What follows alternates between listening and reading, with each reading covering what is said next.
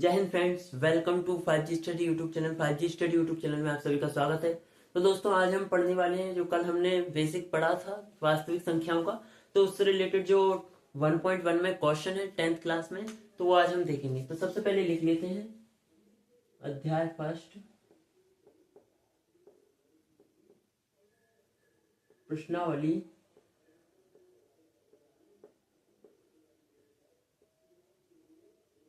1.1।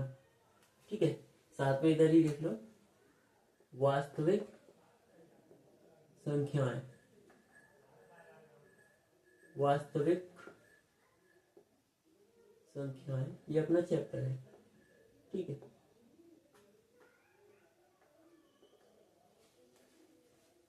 तो सबसे पहला क्वेश्चन है इसमें अपने पास, लिख लेते हैं।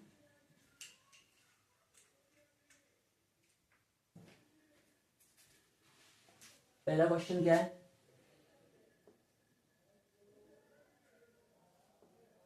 निम्नलिखित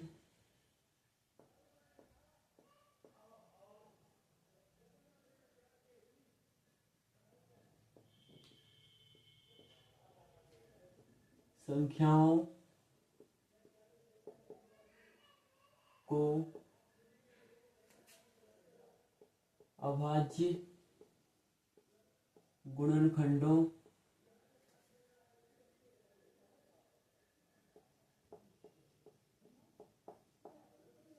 के गुणनफल के रूप में व्यक्त कीजिए। ये अपने पास पहला क्वेश्चन है। ठीक है, मतलब पहले क्वेश्चन है, इसमें क्वेश्चन है बहुत सारे।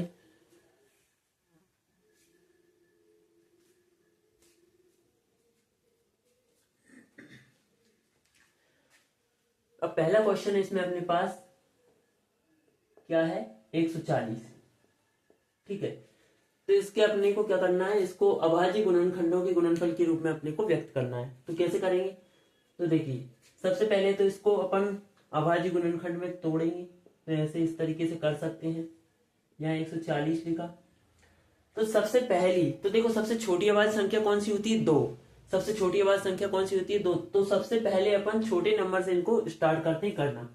तो पहले तो यहाँ पर देखेंगे 0 है, तो 0 है तो यानी कि उसमें 2 का भाग चला जाएगा।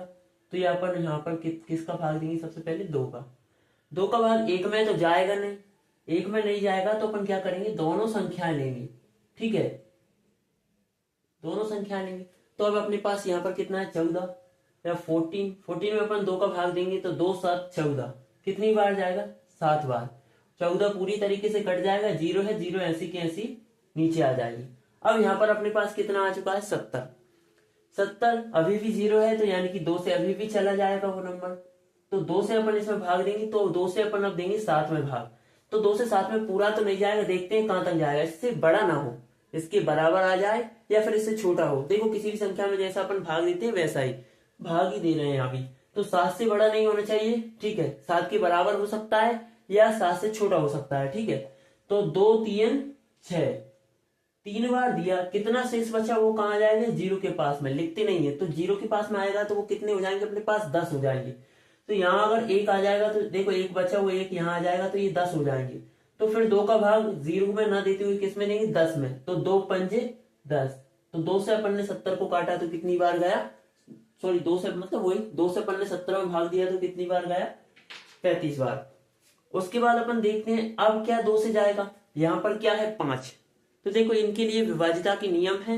तो विभाज्यता के नियम 2 के लिए क्या है? अगर कोई भी नंबर में अगर 0 2 4 6 8 ये वाले नंबर अगर आते हैं तो वो 2 से विभाज्य होगी। ठीक है, अभी 3 से बाद में देखेंगे जब क्वेश्चन आएगा। यहाँ पर अब आया है 5। तो 5 का नियम क्या होता है? तो 5 का नियम होता है, यदि किसी संख्या का इकाई अंक इस साइड से, किसी संख्या का इकाई अंक अगर 0 या 5 हो तो वो संख्या किससे कट जाती है? 5 से कट जाती है। ठीक है, जिसमें 5 का भाग चला जाता है। तो इसमें अपन देखेंगे, देखो 3 से तो अब जाएगा नहीं, 3 से चेक करने का नियम है। देखो क्या है? 5, ये जो अपने पास 35 है, 35 में कितने अंक हैं? उन दोनों को जोड़ लो। 5 और 3 कितने? 8। 8 आया, 8 में अगर 3 का भाग जा रहा है तो वो संख्या 3 से डिवाइड है, वरना 3 से डिवाइड नहीं है। जैसे कि 5 और 3 8, 8 में जो है 3 का भाग नहीं जाएगा। या फिर ऐसा कहो कि 8 जो नंबर है वो 3 की टेबल में नहीं आता, इसलिए 35 जो है 3 से विभाज्य नहीं होगा। तो अपन देखते हैं 3 से नहीं होगा, 4 से, तो 4 तो अभाज्य संख्या है नहीं, ठीक है, तो अपन देंगे 5 से। तो 5 से जब अपन 35 में देंगे तो कितनी बार जाएगा? 7 बार, ठीक है। अब 7 अभाज्य संख्या है तो वो 7 से ही जाएगा, उसमें 7 के अलावा तो कोई ऐसा नंबर है नहीं जो चला जाए। तो अपन देखते हैं 7 में, तो 7 में 7 से ही देंगे, कितनी बार जाएगा? 1 बार जाएगा, 7 एकम 7। तो 140 का जब अपन ने अभाज्य गुणनखंड किया तो वो किस में टूटा? 2 में, 2 में, 5 में और 7 में।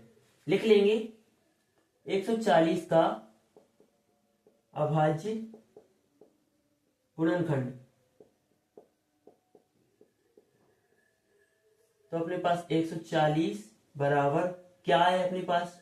2 गुणा 2 गुणा 2, सॉरी 2 गुणा 2 गुणा 5 गुणा 7, ऐसा भी लिख सकते हैं।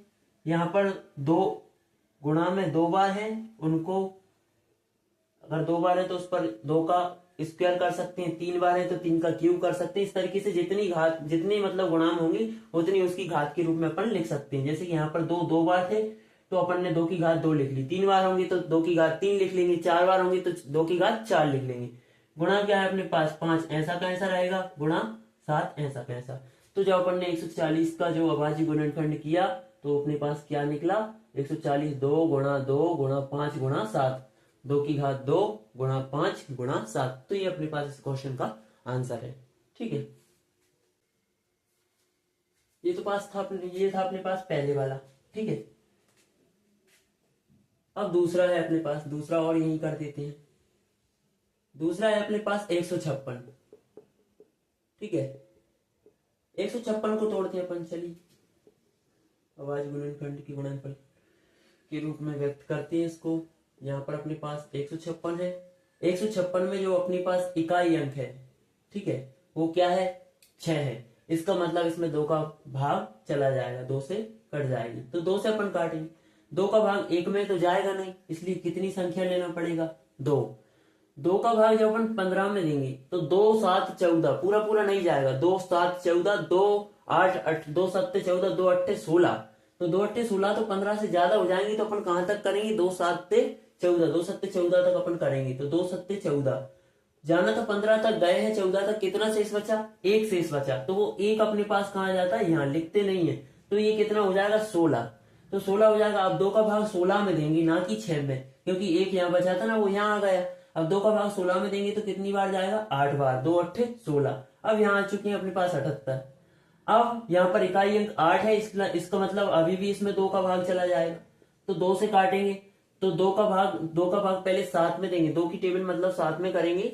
7 से ज्यादा नहीं होना चाहिए, नीचे भले हो जाए और 7 के बराबर आ जाए। तो 2 3 कितने होंगे? 6। जाना तो 7 तक गए हैं, 6 तक अभी भी 1 शेष बचा, वो 1 यहाँ आ जाएगा, तो ये 18 हो जाएंगे। तो फिर 2 का 8 में नहीं देंगे, अब 2 का किस में देंगे? 18 में। तो 2 नाम 18। अब अपने पास ये 39 आया। अब 39, अब 2 से तो जाएगा नहीं, क्योंकि इकाई अंक अपने पास सम नहीं है। इकाई अंक यहाँ पर कैसे थे? सम थे। यहाँ कैसा है? विषम है। इकाई अंक अगर विषम है तो 2 से जाएगा नहीं। 3 से चेक करने का नियम मैंने अभी आपको बताया था 35 में। इन दोनों नंबरों को जोड़ा, अगर 3 से भाग चला जाए तो वो संख्या किससे डिवाइड है? 3 से। अब अपन देखेंगे 9 और 3, इन दोनों को जोड़ते हैं तो 9 और 3 कितने? 12। और 12 जो है 3 की टेबल में आते हैं, 3 चौके 12। इसका मतलब ये जो 39 है वो किससे कट जाएगा? 3 से कट जाएगा। तो अपन 3 लिख लेंगे। तो 3 एकम 3, पहले 3 का 3 में दिया तो 3 एकम 3। अब फिर 3 तो पूरा कट गया, 3 तिरके 9, तो कितनी बार गया? 13 बार। अब 13 जो है एक अभाज्य संख्या है, वो किसी से नहीं कटेगी, वो सिर्फ स्वयं से ही कटेगी। तो यहाँ पर 13 का ही भाग दे देंगे, तो 13 एकम 13। तो इसका जो 156 का अभाज्य गुणनखंड हुआ वो किस में हुआ? पहले 2 से, फिर 2 से, फिर 3 से, फिर 13 से। लिख लेंगे 156 का अभाज्य गुणनखंड। तो 156 बराबर 2 गुणा 2 गुणा 3 गुणा 13।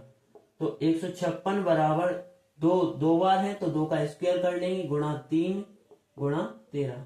तो ये अपने पास 156 का अभाज्य गुणनखंड हो जाएगा। ठीक है, तो ये 2 क्वेश्चन हुए कंप्लीट। इसके बाद 3 क्वेश्चन और है तो देखेंगे इसके बाद। देखो दोस्तों, यही कहना है मेरा कि कम पढ़ो लेकिन अच्छा पढ़ो। ठीक है, कम पढ़ो लेकिन अच्छा पढ़ो। जितने भी कम ज्यादा, मैं क्लास बड़ी नहीं रखूंगा मेरी, तो जितने भी आपको क्वेश्चन कराए जा रहे हैं 2 3 5 से ज्यादा तो कभी होंगे ही नहीं, तो ये सारे अच्छे से पढ़ो, इनको अच्छे से क्लियर करो। कम पढ़ो कोई दिक्कत नहीं, लेकिन उनको अच्छे से करो जिससे आपको दोबारा उनको पढ़ने की जरूरत ना पड़े। ठीक है, तो निम्नलिखित संख्याओं को अभाज्य गुणनखंडों के गुणनफल के रूप में व्यक्त कीजिए। 140 के देखे अपन ने तो 2 गुणा 2 गुणा 5 गुणा 7 में टूटा। ऐसे ही 156 को देखा तो अपन ने 2 गुणा 2 गुणा 3 गुणा 13 में टूटा। ठीक है, 2 दूनी 4, 4 पंजे 20, 20 सत्ते 140। ऐसे यहाँ पर 2 दूनी 4, 4 तिये 12, और 12 का जब 13 में गुणा करेंगे तो कितना आ जाएगा? 156।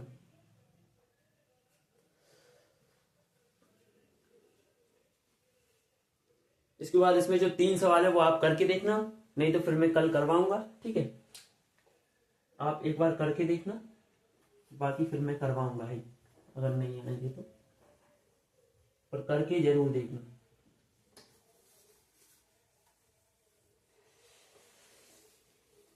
मिलेंगे नेक्स्ट वीडियो में, तब तक के लिए जय हिंद, जय भारत।